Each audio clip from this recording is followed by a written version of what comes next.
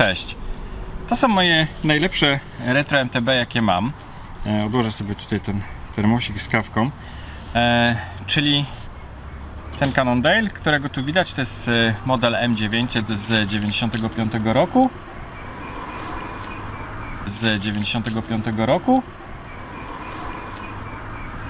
Kot na drzewo wbiegł. A tutaj mamy Wheelera z 93.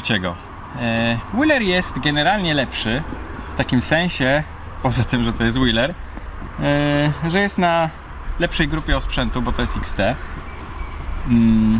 I generalnie jest lżejszy. Sama rama jest cięższa od 200 gramów, bo jak składałem oba te rowery, to ważyłem te ramy. Wheelera ważyła 1700, chyba nawet troszkę ponad, a Cannondale ważył 1500. Chciałem nakręcić jakiś filmik o tym Cannondale'u, bo zrobiłem go całkiem niedawno. Robiłem równolegle dwa rowery, tamtego Treka 6500 też z tego samego roku i tego Cannondale'a. Cannondale był trudnym projektem, bo kupiłem samą ramę, więc całą resztę musiałem do niego dobrać. A jeżeli chodzi o Cannondale'a, to jestem troszkę zielony. Cannondale używa dużo własnego sprzętu, a brak znajomości tej marki, bo nigdy nie miałem do czynienia z Cannondale'em, zawsze chciałem po prostu go mieć, bo to jest taka marka kultowa w świecie MTB. Nie wiem czy dzisiaj, ale na pewno w latach 90. i później pewnie troszkę też. Cannondale zawsze się wyposażał w osprzęt robiony jakby specjalnie brandowany marką Koda, czyli osprzęt typowo robiony dla Cannondale'a, montowany tylko w Cannondale'ach, i bałem się troszkę problemów z kompatybilnością i tak dalej. No ale trafiła się rama w bardzo ładnym stanie z widelcem pepperoni. To był taki mój... Nie złożyłbym Cannondale'a na niczym innym. Późniejsze widelce P-Bone nie podobają mi się, nie mają tego stylu i charakteru, dlatego zależało mi bardzo na tym, żeby, jeżeli już będę robił Cannondale'a, oczywiście sztywnego, bo wszystkie rowery, które robię, są sztywne, nie znam się po prostu na amortyzacji i tyle. No i trafiła się taka rama, kupiłem ją, no i musiałem ją wyposażyć. Cannondale w latach 90. spawał ręcznie ramy w Stanach Zjednoczonych, chociaż ich największym atutem były szlifowane spawy i taką charakterystyczną cechą, łatwo rozpoznawalną. Jak widać, tutaj są ładnie gładkie przejścia między rurami na łączeniach. No i generalnie zrobił sobie świetną renomę, robiąc bardzo wytrzymałe i lekkie ramy. Tą ramę z serii 2.8 Mountain opisywali w katalogu jako ramę, najmocniejszą ramę o takiej wadze. No i właściwie rower nie jest w oryginale, bo model M900 występował z osprzętem z grupy XT głównie. Ten ma czarnego Elixa plus piasty Koda obręcze Mavic. Obręcze Mavica były w tym modelu, tylko inne. Nie pamiętam o jakim oznaczeniu. Ale z fajniejszych zabawek to są oryginalne te kotwiczki do cantileverów, które kupiłem specjalnie do tego projektu. Oryginalnie były w tym rowerze katalogowo, natomiast jak go kupiłem, to rower ten wcześniej miał założone wibrejki i te kotwiczki gdzieś tam ktoś kiedyś się ich pozbył. A mi zależało na tym, żeby akurat ten feature był w tym rowerze obecny. Chodziło mi o to, żeby utrzymać jakby technicznie rower spójny ze swoim rocznikiem. W takim sensie, że jak na niego się wsiądzie, no to nie ma tu wibrejków, tylko się wsiądzie na taki model, który ma takie osiągnięcia, takie możliwości, takie wynalazki, które były w roku jego produkcji aktualne. Dlatego zależało właśnie mi na tym, żeby założyć te kotwiczki. Kupiłem je, udało mi się, zapłaciłem za dwie 100 zł, czyli za jedną 5 dyszek, ale nie jest to rzecz łatwa do dostania, a ja niestety nie zwróciłem uwagi, kupując ramę, że ich nie ma. Właściwie to nawet nie wiedziałem, że one tu powinny być.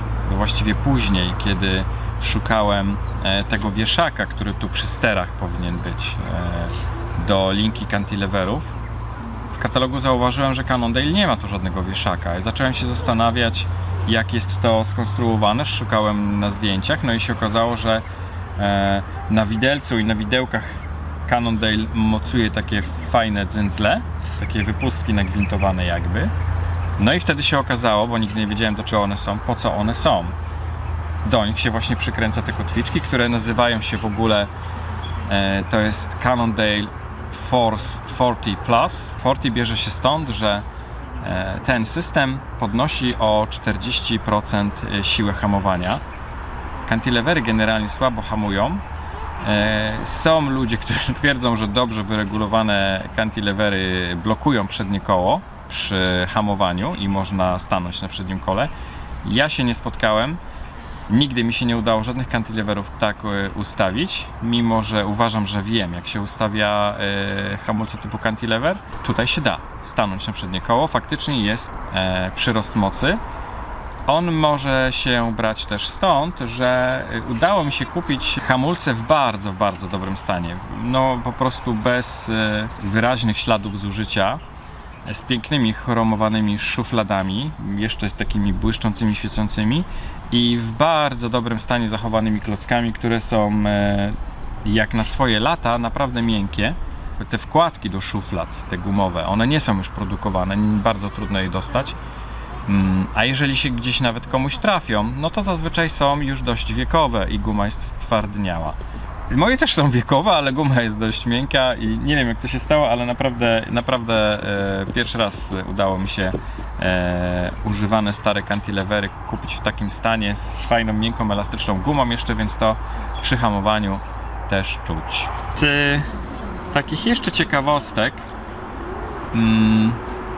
to generalnie tak, miałem ramę w fajnym stanie z widelcem i ze sterami i z zaciskiem oryginalnym Kody. Resztę musiałem dokompletować. Szukałem osprzętu firmy, znaczy marki brandu Koda, żeby użyć jak najwięcej elementów Kody w tym projekcie. Część osprzętu z grupy Shimano LX już miałem kupioną. Udało mi się w pierwszej kolejności kupić kierownicę Kody. Musiałem do niej dobrać jakiś mostek. Udało mi się na Elixie znaleźć fajny mostek Tiogi. To jest prawdopodobnie Tioga, choć nie widać na niej loga Tiogi. I jakieś czerwone gripy i właściwie kokpit miałem zrobiony. Z tym, że w międzyczasie kupiłem w grupie Elix były manetki o oznaczeniu M566 i to były manetki w korpusach XT.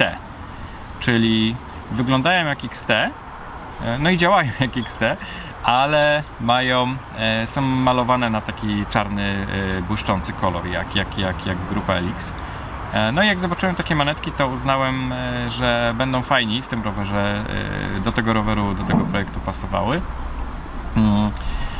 Poza tym ich dużą zaletą jest to, że nie mają tego problemu, które te zminiaturyzowane manetki Shimano. One nie miały możliwości wymiany, wyciągania, demontowania klamek hamulcowych, a pivoty, na których były te klamki mocowane, były mocowane jakby na takich plastikowych tulejkach, które się wyrabiały z czasem, więc klamka miała coraz większy luz góra-dół i gniazda mocowania tych klamek, tam gdzie były mocowane na tych pivotach, się wyrabiały z czasem. Generalnie kiedy zobaczyłem te manetki grupy M566, czyli jeszcze starego typu, te takie duże banieczki, co wiszą pod kierownicą, więc skupiłem takie klamki, też 4x8 założyłem. I kolejnym zmartwieniem były koła. I znalazłem na Elixie całe koła z Cannondale'a F700 na piastach Koda 500 i obręczach Rigida, tymże nieoczkowanych. Fajnych dwuściennych obręczach Rigida, ale nie oczkowanych, dlatego rozplotłem tam te koła i założyłem te piasty na obręczach Mavica, które kupiłem razem z jakimś takim no-name'owym rowerem za naprawdę śmieszne, niewielkie pieniądze. Ten Mavic to są Mavici 238, też dwuścienne, też oczkowane. Nie są to lekkie koła, bo one chyba według mnie najbardziej tutaj podnoszą masę tego roweru, który waży około 11 kg. Więc docelowo pewnie jakieś koła jeszcze fajniejsze, lżejsze może kiedyś tutaj wsadzę. Na razie nie wiem jakie i też nic mi się nie trafiło ciekawego. Przerzutki już miałem, koła złożyłem, Pana Racery Dart and Smoke miałem, bo kiedyś kupiłem drugi komplet na plus. No i ten. Także nie było tutaj jakby dylematu, jakie opony założę. To są świetne opony. To nie są stare opony, w sensie model jest bardzo stary, bo to były opony stosowane w latach 90. w MTB, ale są do dzisiaj produkowane i można je kupić. Wiesz co, mi się taki ze mnie youtuber, widzisz? Super, brawo, można się uczyć. Weź przestań. Siodełko. Bardzo ciekawa historia, bo siodełka nie miałem żadnego i żadne, które szukałem gdzieś tam po internecie, mi nie podchodziło. Myślałem nawet o tym, żeby założyć tutaj słynnego Flight Titanium, ale niestety ich cena jest dość wysoka. Poza tym są mocno oklepane. Nagle na grupie facebookowej Retro MTB kolega bodajże Mateusz wrzucił parę części starych, które gdzieś mu tam zagracały warsztat i wśród nich było siodełko Kody, które co najlepsze miało cenę 0 zł z uwagi na stan. Faktycznie na zdjęciach wyglądało dość słabo, ale stwierdziłem, że zaryzykuję, zapłacę za wysyłkę i może się uda je uratować. I uważam, że to siodełko, znaczy generalnie, że wcale nie jest w takim złym stanie. Pasuje fajnie do tego roweru. Jest troszkę zużyte, ale generalnie wygląda dość dobrze i można go używać do normalnej jazdy. Jeszcze ciekawa taka anegdotka do opowiedzenia. Podałem Mateuszowi swoje dane do wysyłki na paczkomat, czyli numer telefonu i adres mailowy. W adresie mailowym zrobiłem błąd, a z kolei Mateusz, wpisując numer telefonu mój na etykietę, też zrobił błąd, literówkę. I ta paczka przyszła do paczkomatu, ale nie mogłem jej odebrać. Trzeba było zadzwonić do Imposta. Niestety Impost powiedział mi, że tylko nadawca może zmienić dane do odbioru, więc poprosiłem Mateusza, żeby zadzwonił. Mateuszowi powiedzieli, że nie mają możliwości zmiany danych i paczka po prostu będzie nieodebrana, nie ma jak odebrać i wróci po prostu do nadawcy. I nagle wpadł mi prosty, genialny pomysł do głowy: zadzwonić pod numer telefonu, który był podany na liście przewozowym, na etykiecie Imposta. Zadzwoniłem pod ten numer. Generalnie spodziewałem się tego, że taki numer nie istnieje, bo często się tak zdarza.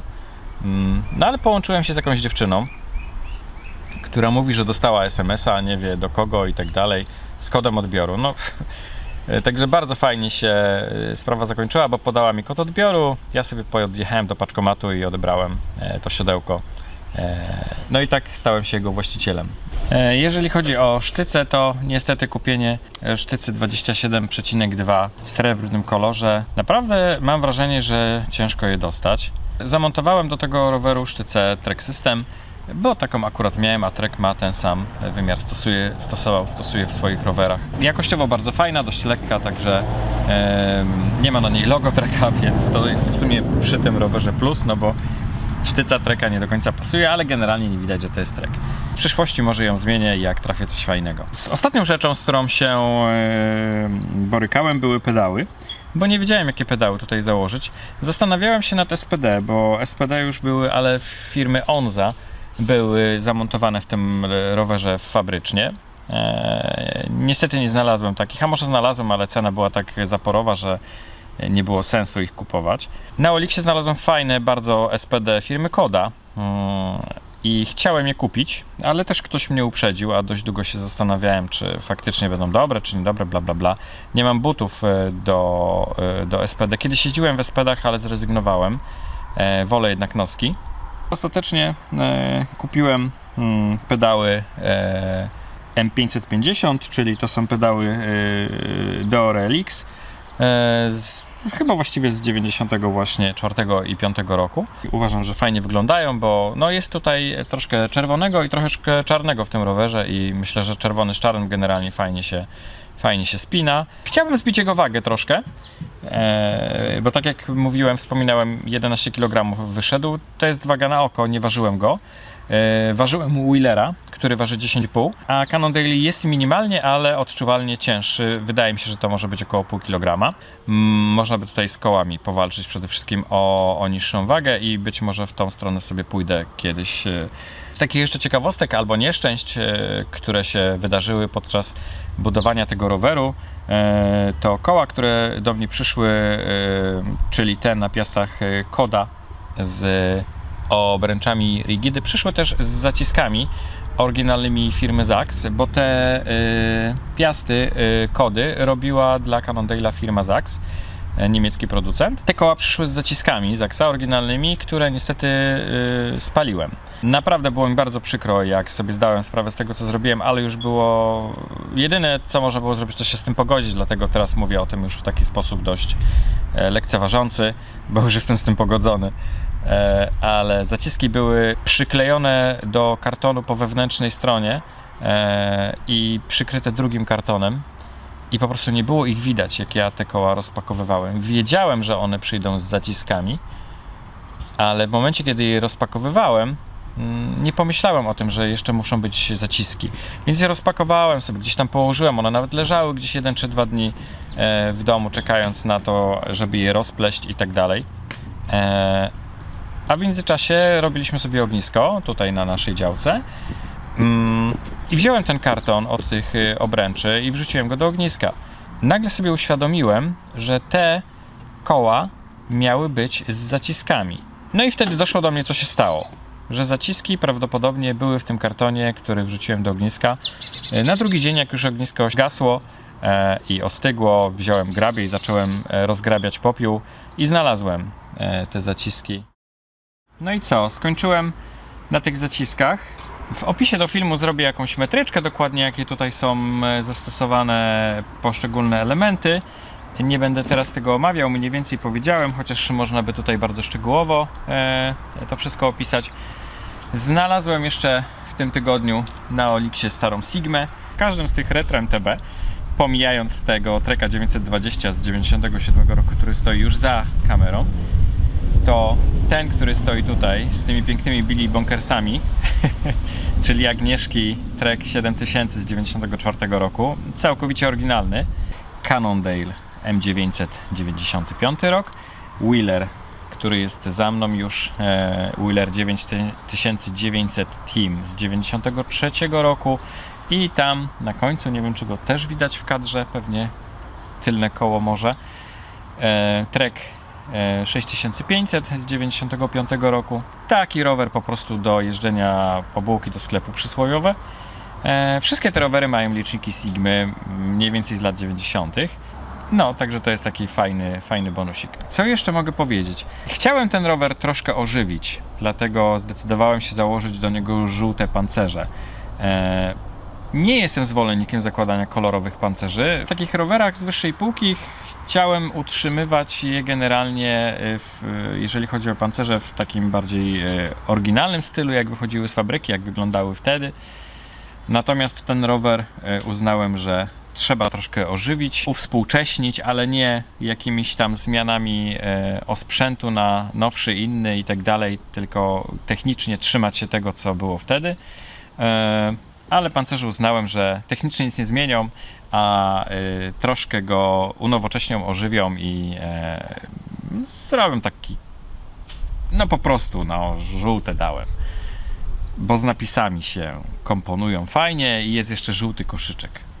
Jeździ się na nim fantastycznie, ale nie byłem nigdzie nim dalej, tylko się przejechałem tak po prostu wokół komina, żeby zobaczyć, czy przede wszystkim wszystko dobrze działa, hamulce i przerzutki, czy pozycja jest fajna, czy coś trzeba poprawić. Nie jestem do końca pewien, czy on jest fajniejszy i wygodniejszy od Wheelera. Wheelera bardzo lubię. Bardzo lubię na nim jeździć. Jest naprawdę kawał solidnej, mocnej maszyny. Marka Wheeler nie jest tak kultowa, głównie dlatego, że rowery robili na Tajwanie. Nie jest to marka amerykańska, natomiast robili naprawdę fajne, porządne, solidne rowery. No i to chyba tyle z tego przynudzania. Dzięki, cześć.